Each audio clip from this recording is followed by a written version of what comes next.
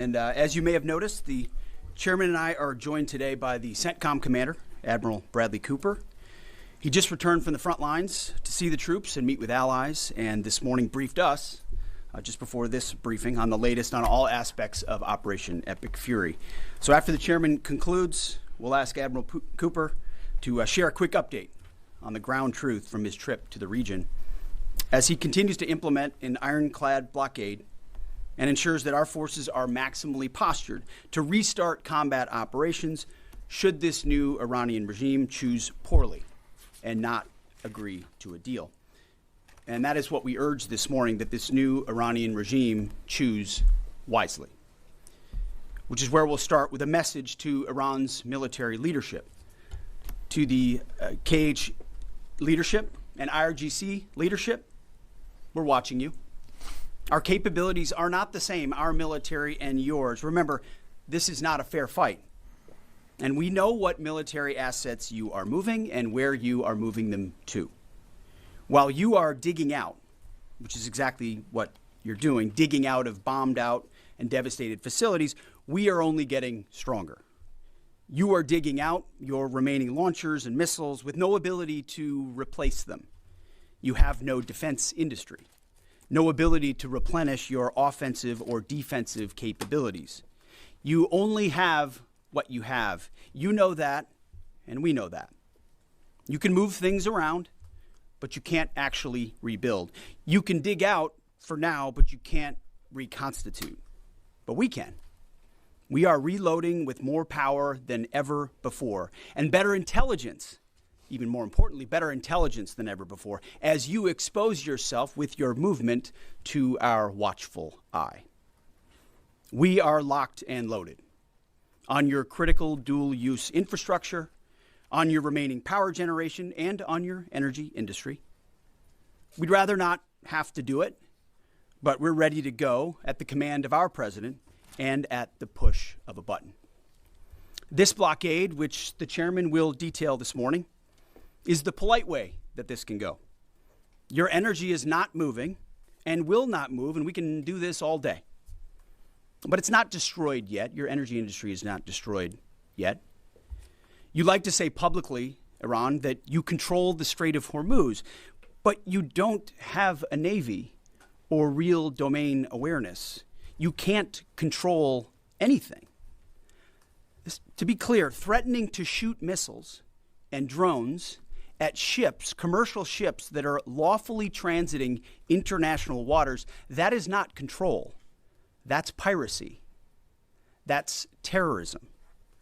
The United States Navy controls the traffic going in and out of the strait because we have real assets and real capabilities. And we're doing this blockade, performing it with less than 10% of America's naval power. The math is clear. We're using 10% of the world's most powerful navy, and you have 0% of your navy. That's real control, and we have a long track record of dealing with pirates and terrorists. But there is an alternative. As our negotiators have said, you, Iran, can choose a prosperous future, a golden bridge, and we hope that you do for the people of Iran. In the meantime, and for as long as it takes, we will maintain this blockade, successful blockade.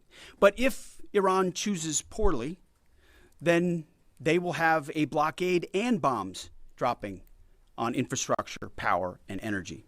And at the same time, Treasury Secretary Scott Bessent and our friends over at Treasury are launching Operation Economic Fury as well, maximizing economic pressure across the entirety of the government. To Iran, choose wisely. The world watched, and so did you, as the U.S. military moved seamlessly from major combat operations to a world-class blockade.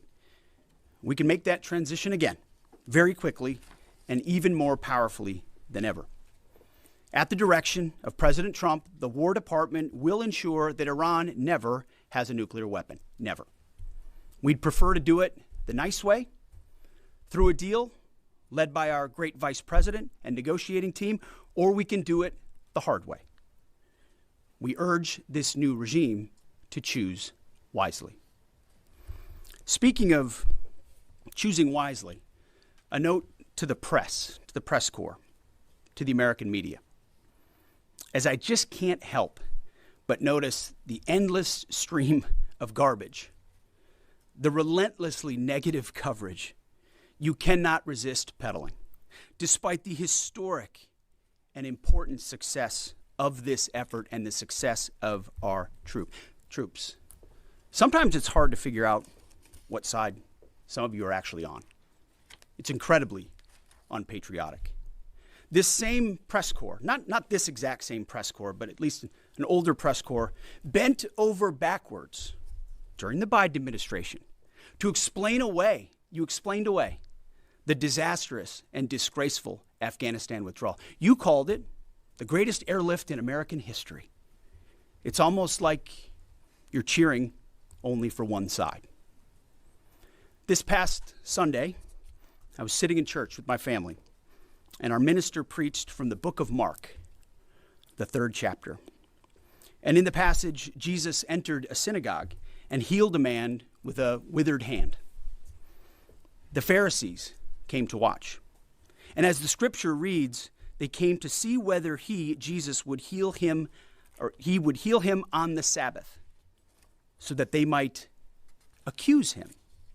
You see, the Pharisees, the so-called and self-appointed elites of their time, they were there to witness, to write everything down, to report. But their hearts were hardened. Even though they witnessed a literal miracle, it didn't matter. They were only there to explain away the goodness in pursuit of their agenda. As the passage ends, the Pharisees went out and immediately held counsel against him, how to destroy him. I sat there in church and I thought, our press are just like these Pharisees. Not all of you, but the legacy Trump-hating press. Your politically motivated animus for President Trump nearly completely blinds you from the brilliance of our American warriors. The Pharisees scrutinized every good act in order to find a violation, only looking for the negative. The hardened hearts of our press are calibrated only to impugn. I would ask you to open your eyes to the goodness, the historic success of our troops, the courage of this president, and this historic moment for a deal that could end the Iranian nuclear threat, the incredible battlefield victory laid before your eyes, the not one, but two incredible rescue missions, miracles, you might say, or a locked-in blockade. Or how about historic recruiting numbers? Yesterday, we announced that the Air Force and the Space Force met new higher goals in FY26, 5 months in advance of the end of the fiscal year, five months ahead of time. The Marine Corps and the Army will soon do the same. 2-3 years ago, we couldn't meet lower recruiting numbers, not even close. Where are the reports on that? Where's the coverage of the new spirit in the country, the new spirit in the ranks, the surge of Americans wanting to join the greatest military in the world? Nothing from the fake news. We sense a pattern. You see, on the battlefield, these are demonstrations of uniquely American capabilities, strength and resolve. It's all around you each and every day. But in the press, you only seek the negative, earning each and every day the fake news label. But the American people, with goodness in their hearts, see past the Pharisees in our press. They see the goodness. You watching, you see the goodness. They see the success. They see the reality. And they don't demand perfection. And perfection is not possible on any battlefield. But they see the incredible feats that our troops accomplish every single day. So to those troops, stay focused. Block out the noise. Stay aggressive. You are showing the world what it means to be an American warrior. You are making this building and the American people proud. We pray for you every day, and we have your back in every way. And to Iran, choose wisely. I pray you choose a deal which is within your grasp for the betterment of your people and for the betterment of the world. In the meantime, the War Department is locked and loaded. Mr. Chairman, over to you. Thank you, Mr. Secretary, and good morning, ladies and gentlemen. Thank you for being here today. Last week, the President of the United States directed a ceasefire that temporarily paused major combat operations in Iran.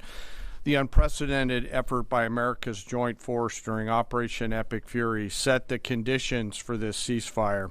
And as the Secretary said, I'd like to emphasize during this pause that the United States joint force remains postured and ready to resume major combat operations at literally a moment's notice.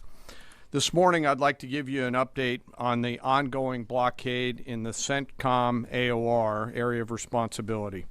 On Monday, 13 April, at 10 a.m. Eastern Standard Time, at the direction of the President, America's joint force began implementing a blockade against Iran under the leadership of Admiral Cooper and the team at CENTCOM. Let me be clear, this blockade applies to all ships, regardless of nationality, heading into or from Iranian ports. The U.S. action is a blockade of Iran's ports and coastline, not a blockade of the Strait of Hormuz. Enforcement will occur inside Iran's territorial seas and in international waters.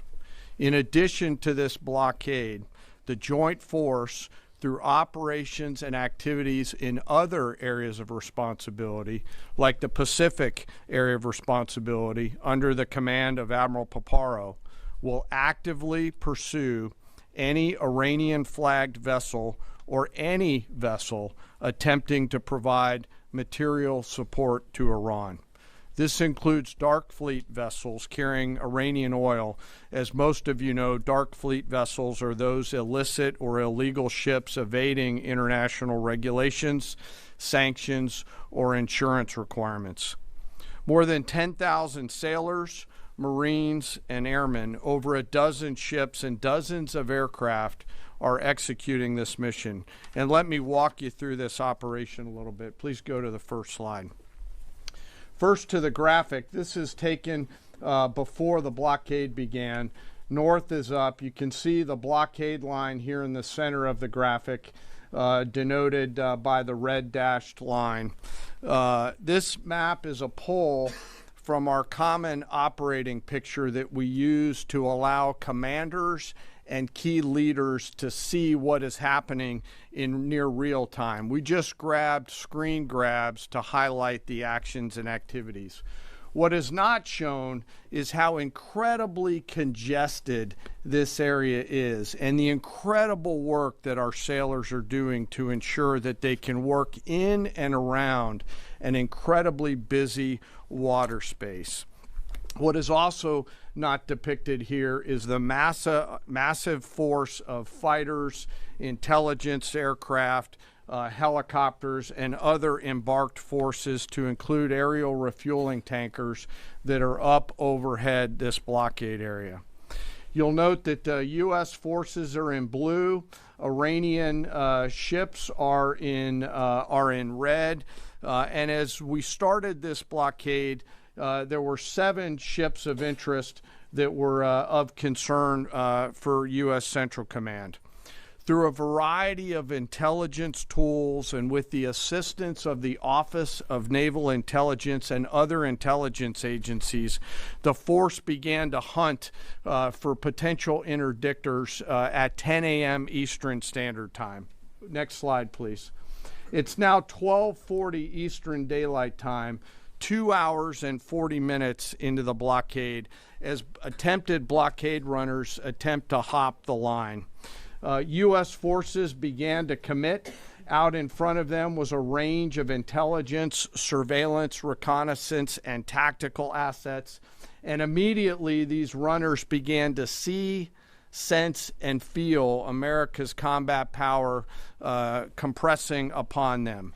The lead ship, normally a destroyer as depicted here, along with air power off of the USS Abraham Lincoln Strike Group, began to move towards those ships. At each point, the United States Navy will transmit a warning a young sailor, normally on the bridge of one of those destroyers, a junior officer, picks up that mic and transmits, and I quote, "Do not attempt to breach the blockade. Vessels will be boarded for interdiction and seizure transiting to or from Iranian ports. Turn around or prepare to be boarded. If you do not comply with this blockade, we will use force." And as this message is being transmitted, as I mentioned earlier, those shipmasters can literally see, sense, and feel the pressure around them. It's a finely tuned machine, rehearsed multiple times, and executed now 13 times since the blockade has begun. Next slide, please. We're now 24 hours plus into the blockade. You can see the turning around of multiple ships, 12 of which stayed inside the blockade line, one of which not depicted off to the eastern side, turned around before even attempting it. Any ship that would cross the blockade would result in our sailors executing pre-planned tactics designed to bring the force to that ship, if need be, board the ship and take her over. And that includes a series of escalated force options, which could include warning shots and others. Next slide. The final graphic shows taken at 11:20 p.m. the night of 14 April. You can see that the captains of all these ships have made the wise decision not to move, transit, or run this blockade. As I mentioned, so far 13 ships have made the wise choice of turning around. And as we continue to hold this blockade at the order of the Secretary and the President, any vessel that compares to comply with our instructions will be dealt with accordingly. As of this morning, U.S.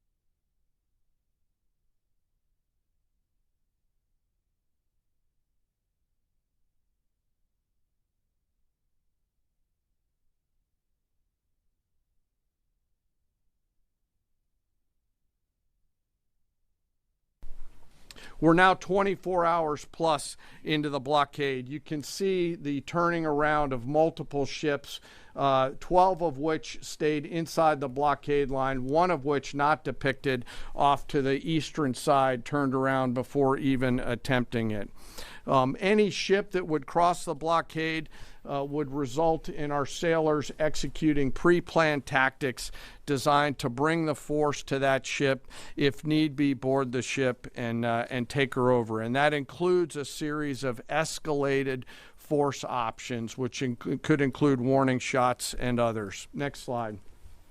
The final graphic shows taken at 11:20 p.m. the night of 14 April. You can see that the captains of all these ships have made the wise decision not to move, transit, or run this blockade. As I mentioned, so far 13 ships have made the wise choice of turning around. And as we continue to hold this blockade at the order of the Secretary and the President, any vessel that compares to comply with our instructions will be dealt with accordingly. As of this morning, U.S. Central Command has not been required to board any particular ships. And I'll remind you that we are also conducting similar maritime interdiction actions and activities in the Pacific AOR against those ships that left that area before we began the blockade. Before I turn it over to Admiral Cooper, I want to talk briefly today about the men and women enforcing the blockade, America's sailors and Marines, and today particularly our destroyer and surface forces. When we talk about an American destroyer, it's important that you and the American people understand their capabilities. An Arleigh Burke-class destroyer are the backbone of the United States Navy surface fleet. Over 500 feet long, they displace 9,000 tons, and it is the sports car of the United States Navy. From the keel to the mast, they stand nearly 10 stories tall, and their 4 gas turbine engines can drive the ship at 30-plus knots. These ships are armed to the teeth with surface-to-air missiles, land attack cruise missiles, anti-ship missiles, anti-submarine rockets, torpedoes, 5-inch naval guns, multiple electronic warfare systems, embarked helicopters, extending the reach and capability of each and every one of these destroyers. But far and away, the most important weapon on board these ships is the American sailor. Over 300 warfighters are the heart and soul of these warships. At sea, sometimes for months, and these ships out in the CENTCOM AOR have been out there for months. They operate around the clock in a constant state of readiness, always delivering for our joint force. It's hot in the engine room. The engineering team keeps the lights on and the ship powered and able to respond to the orders from the bridge. On that bridge, our sailors maintain a constant watch, maneuvering the ship tactically and safely through always congested water space. And there is a lot out there. It is like driving a sports car through a supermarket parking lot on a payday weekend. Thousands of kids in that parking lot as you attempt to maneuver through there to get to that ship that would attempt to run that blockade. Down in the Combat Information Center, the CIC, the Tactical Warfare Center of the ship, that is where the decisions are made. As threats appear, these young sailors are making real-time decisions on how to identify these threats and handle them, and they always deliver. These ships are run by the youngest sailors in our surface warfare Navy. The helmsman, the sailor on the watch at the bridge, is normally just between 18 to 19 years old, and they are trusted to drive this warship through that supermarket parking lot without hitting anything. The conning officer, an equally young commissioned officer who's normally just a few years out of college, is the ones that are giving that young helmsman the orders on where to take that American warship to execute the mission that the Secretary and the President has given us. These are incredibly well-trained sailors. They are led by incredible leaders, salty, experienced leaders, and trusted with deep responsibility. and I'm so humbled and proud of America's Navy. These sailors choose to take the road less traveled to go into the historic surface Navy, and they deliver every single day. Finally, as I often do, I want to highlight one of those surface sailors today and remember our fallen. Today we remember Ensign Robert Thompson of the U.S. Laffey, who died on this day in 1945 in the Battle of Okinawa. He was killed while fighting a fire along with 31 others as 2 Japanese kamikaze aircraft hit their ship. He passed away 1 week after his 22nd birthday and was posthumously awarded the Navy Cross. We remember Ensign Thompson today and all of our World War II vets who continue to give us the gift of a great example. And those surface warfare sailors who are out there doing the job right now take the courage, grit, and determination that those World War II vets gave us into these actions and activities that they're tasked to do every single day. So now I'd like to turn it over to Admiral Cooper to give us a readout of his recent trip to the region. Well, good morning, and Mr. Secretary, thank you for the kind invitation, and Chairman, great to join you. It's a real honor to be here representing the more than 50,000 American service members deployed throughout the Middle East today, supporting operations. And it's great to have the opportunity to highlight the tremendous efforts our warfighters operating forward and the important partnerships with regional allies that continue to thrive. In fact, yesterday I returned from my second trip to the Middle East in the past 15 days. 2 very different visits. One during our offensive operations against Iran, and the second in this most recent trip during the ongoing ceasefire. Very different. During both of my recent trips, I visited with our troops who were deployed across the region in more than 70 different locations, in a distance that largely spans between Florida and Arizona. I've long believed that every success that we have starts and ends with our people, and boy, does this shine through brightly. During these visits, I had the privilege of personally recognizing more than 100 servicemen and women for their extraordinary valor, their courage, and their initiative under fire and delivering fire. And every time I interact with these young men and women downrange, I am deeply inspired by their courage, their resilience, and their unwavering commitment. The stories are remarkable. In many cases, you've seen this play out over TV. Fighter pilots who took out Iranian missile launchers in the moments prior to their launch against Americans and our partners, and who hit key military targets in and around Tehran on the attack more than 13,000 times. I met with some of the teams that helped to bring our F-15 airmen home safely from Iran and heard first-person accounts of the stories. Absolute heroes. I spent time with our troops who are employing cutting-edge tactics and technology for the first time in warfare. I won't be able to talk about what those are, but these young men and women are breaking new ground. It's incredibly inspiring. I met with teams who launched our own one-way attack drones into Iran. These were originally Iranian-designed drones. We brought them back to America, took the guts out, put a Made American stamp on them, and fired them right back to Iran. Very effective.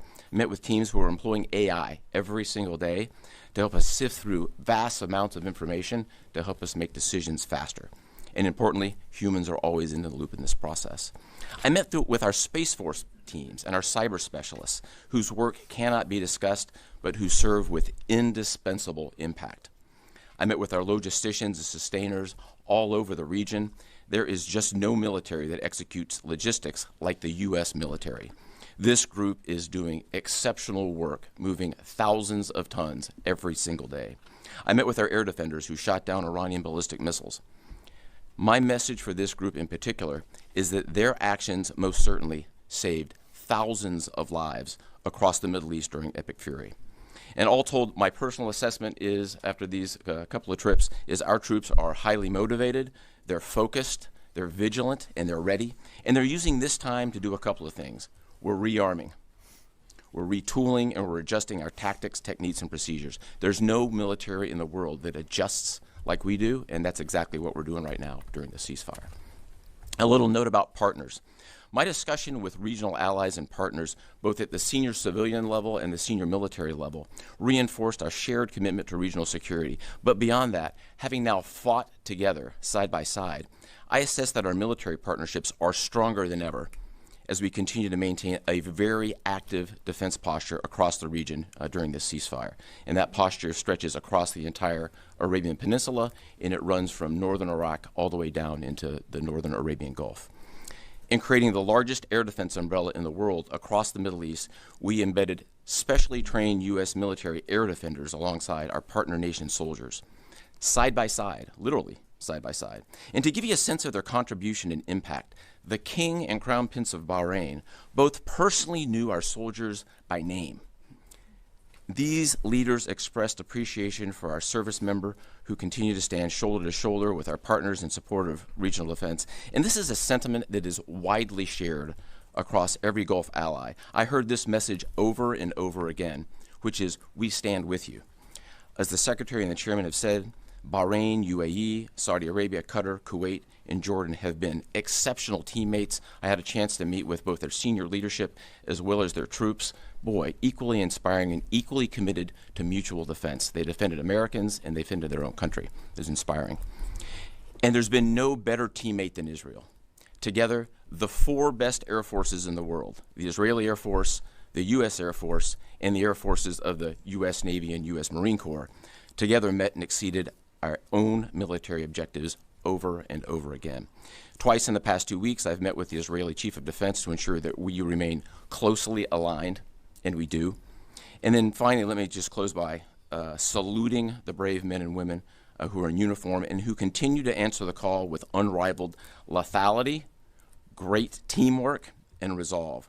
We've asked them to stay ready during this period, and that's exactly what they're doing.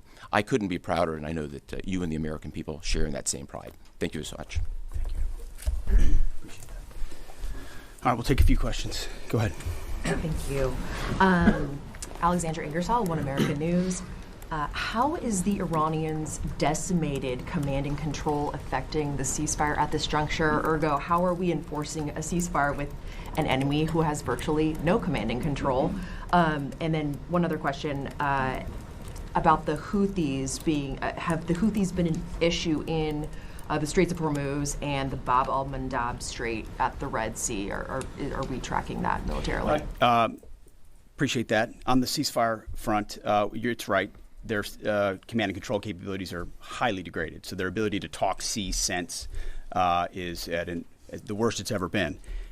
But their motivation to want to stay in the ceasefire is very high because they understand that a violation of that ceasefire means a commencement, once again, of Admiral Cooper's forces, which went very poorly for them. So they have a high incentive to maintain that ceasefire, even though they can't talk and organize as well as they'd like to. And then as far as the Houthis, thus far, they have stayed out of it, which, of course, we think is a good decision by them, and I think is a reflection of the fact that over a year ago in Operation Rough Rider, we had an ongoing and intense campaign that demonstrated American capabilities, which has them hesitating to want to do something on that strait, which I think would be a poor choice. Right here. Good morning, Mr. Secretary, gentlemen. David Zier, Real America's Voice. As commercial shipping ramps up, you know, there was 130 ships a day going through that. As that happens, ships have to anchor up, right, and wait to pass through the narrow strait. Is there any progress with an international force to phase out U.S. military-led escorts or other? Is anyone stepping up to do that? It's a great question. Long term. They should be. There's a lot of talk, and what we've seen in this conflict from allies, and those is a lot of talk, except for the ones that were mentioned by Admiral Cooper in the region who have been phenomenal. Other allies have talked a lot and haven't done anything. And as the president has pointed out, this is a waterway that the American commerce doesn't use all that much. We don't rely on the energy coming out of the Strait of Hormuz, but Asia does, and Europe does, and large parts of the rest of the world do. And so their ability to muster a collective defense or a clearing of the straits would be a wonderful thing. And we hear and see the talk about it, but when the shots were fired and those countries were needed the most, they weren't there. They weren't in the strait. They weren't alongside us. Their leaders weren't rallying what they have of their navies. If they decide after CENTCOM does the heavy lifting, which again, they should be able to do. We should live in a world where other countries can defend waterways, not just the United States Navy. Should that conclude, which we believe it will, then we would welcome other countries coming in after the fact. But you can't live in a world in perpetuity, and this is a message to the rest of the world and our allies, where you just rely on America to continually do the heavy lifting. Oh, Iran might get a nuclear bomb. Who's going to do something about it? America. And America only. Other allies need to invest in their capabilities so they can project power and do basic tasks like clearing a strait. So we're not counting on it, but it would be wonderful to see it if it ever materialized. Yes. Thank you, Mr. Secretary. Thank you all for your time. I have a couple questions. I know you said a few weeks ago that Iran's supreme leader was wounded and disfigured. Do you have an update on whether he's even alive at this point? And then another question for you. Iranian embassy accounts are sharing an AI video of Jesus Christ kind of bloodily killing President Donald Trump. Does the Pentagon have a response to this, including the fact that this AI Jesus is casting Trump into hell? And then finally, for Admiral Cooper, could you speak to us about the morale of the American service members that you're seeing in the Middle East? I think Americans are really interested in what their experiences and testimonies are like. As far as the status of the individual you mentioned, I believe it's the same. Not a lot coming from him right now, understandably so, a lot of fear. Believed to be alive, wounded, and disfigured. Status remains the same. As far as a video like that, of course, that's disgusting and detached from reality. Iran says a lot of things in the propaganda space based on complete lies, and their actions have been lies. Oh, we don't target. We see missiles going into civilian facilities and hotels in the Gulf states. They say we only target military targets, as you watch drones and missiles go into. So they are going to misrepresent, lie, spin in a multitude of ways, which we are quite used to. Ultimately, they need to come to the table and make a deal. And I'll hand it over to Admiral Cooper for this. Yeah, I would just reiterate my previous comment. Morale is very high. And anyone in the military can take about 2 seconds to figure out what morale looks like by meeting around it with the people. And it is crystal clear. These are motivated young men and women. I had the wonderful privilege of writing a letter early on in the operation to the team forward. And I told them this was going to be a mission of extreme consequence. And serving at a time where you are making a difference, consequential, as the Secretary and the Chairman have described over and over again, is incredibly and deeply meaningful. And I think that's the key part of the drive, as well as being great teammates across the board. It's a privilege to watch. Jerry. Thank you. Jerry Dunleavy with Just the News. I have a couple of questions. First is some critics of the Trump administration policy, including former NCTC Director Joe Kent, have attempted to claim that the Trump administration's policy of zero enrichment for the Iranians is not actually President Trump's policy, but was foisted upon him by the Israelis.